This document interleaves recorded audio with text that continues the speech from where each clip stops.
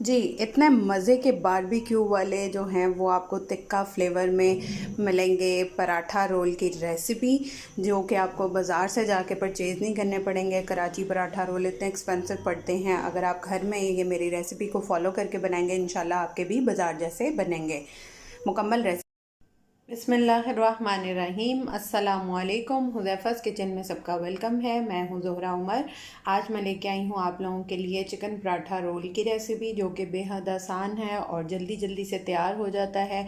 हमें बाज़ार से कराची पराठा रोल इतने एक्सपेंसिव जो है वो मंगवाने की ज़रूरत ही नहीं है।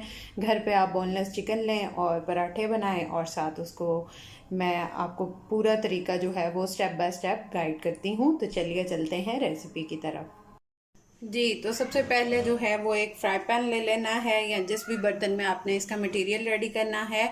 3 टेबल स्पून हम इसमें कुकिंग ऑयल ऐड